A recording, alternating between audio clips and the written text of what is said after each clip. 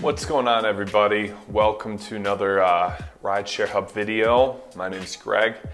Hope you guys are doing okay, staying safe, staying healthy, and taking every preventative measure and caution you can. Crazy times. So yeah, what I'm doing for you guys today is I'm not sure if this is going to be like a 2 to 4 part series or what, but I'm going over basically the main questions that we've been seeing a lot of you guys send in, email in, and comment as well on basically the stimulus bill. Obviously, when it comes to money, everybody's interested. So it seems there's still a lot of confusion out there. So I have already applied for the benefits. I know the whole rigmarole with it. So I wanted to go over just some of the biggest questions, and I'm just going to answer them, and hopefully it's advice that can lead you guys a step further in getting it yourself. I've said in past videos, like this is a no-brainer. There's just no reason you don't apply for this. I mean, unless you are like money in the bank, no worries in the world, and you had no problem taking the time off from driving. That's phenomenal for you. I would guess that's 0.01% of Uber and Lyft drivers. So that being said, if you guys are still out there driving, I would really recommend quitting and applying for these benefits and maybe taking a little bit of a financial hit until you get the benefits, but it's a no-brainer. It really is. So let's just jump right into this. So how do Uber and Lyft drivers file for unemployment? That's obviously probably the biggest question. It's just, how do you do it? How do you get signed up? How do you get the money? So very first thing is understanding if you qualify, which is pretty much a yes for every single person, but there are going to be some people who don't. So we need to go over that real quick. So the only people who aren't going to qualify are people who can't prove that they quit because of what's going on. So what that really is going to be is if you haven't given a ride since after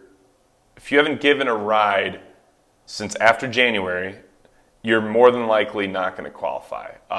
The reason being is none of this was really in the news or stuff too much yet before January. So you're not going to really be able to show that that's the reason you quit. But pretty much anyone else, if it shows that you stopped driving after January, you're pretty much good. And I'm sure there's some scenarios, there's going to be gazillions of submissions for this, so there's going to be some scenarios where they're going to decline people, I'm sure. But if you were relatively close to being a full-time driver or even a really consistent part-time driver, you're going to be pretty much fine with this, especially if you quit somewhere in February or March, then you're totally going to be good.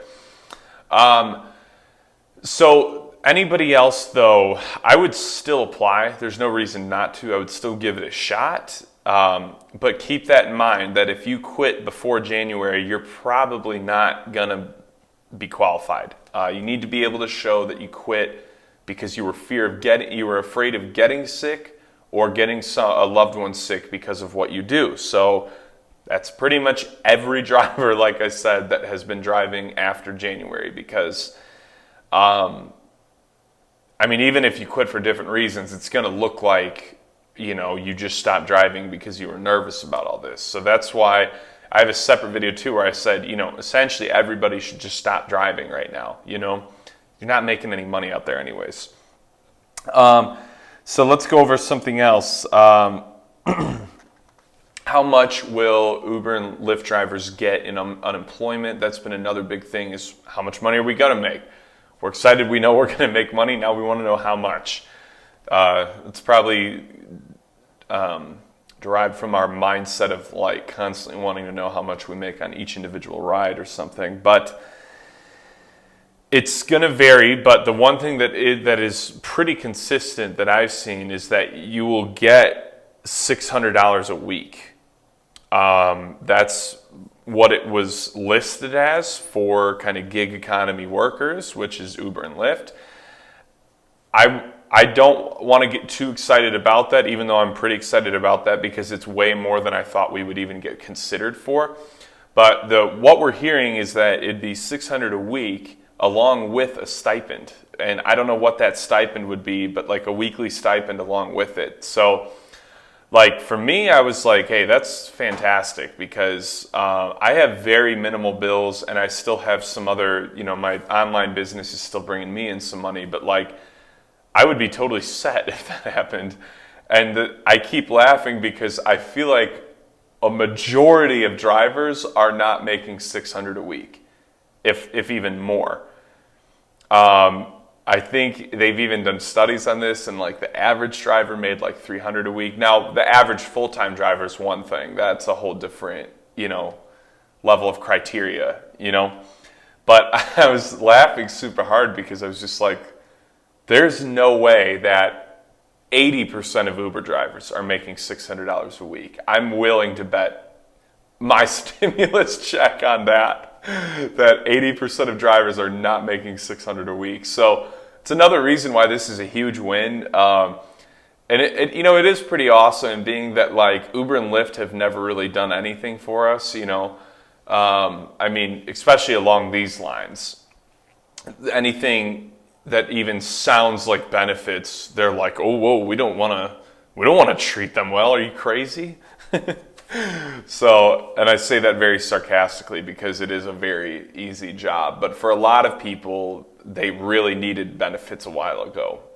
So now it's cool because the one silver lining for us from everything that's going on is it's showing how much we get left out of everything, So that's the one thing I have liked with what's going on is it's highlighted a need, and the Uber CEO did write into President Trump, and when he was going over this bill, he just said, hey, please keep in mind, these drivers. They've got nothing, and they're in a very interesting demographic where there's no one who can really help them. So pretty cool that he did that. He did manage to chirp in something in Trump's ears about how we still need to be treated not as employees, though. So maybe that was his whole motive. I really think it was, like, hey, why don't you look out for my guys? But by the way, don't ever put that burden on me. Like, you give them money, but I'm not ever going to give them more than they deserve. That's for sure. So he did do that. But yeah, it's cool because it showed the need that we have. I did really like that. That's kind of been a message that's come out of this is that we kind of get left out to hang, So, so yeah, all that to say, it's going to be $600 and a stipend that is not clear yet. How to claim your stimulus check as an Uber and Lyft driver? That's been another question that's been really big. Probably the most confusing question. So the simplest way of answering this is I don't really know how to claim it. I know that these checks are going to be sent out. I've also heard that it has to be direct deposit. I've heard that it won't be checks, but that it will actually be going straight into bank accounts, which is awesome. I was thrilled when I heard that. I was like, hey, even better, So that would be another thing I would say to have set up. If you're an Uber and Lyft driver, I'd be really floored if you don't have a bank account that takes direct deposits set up by now.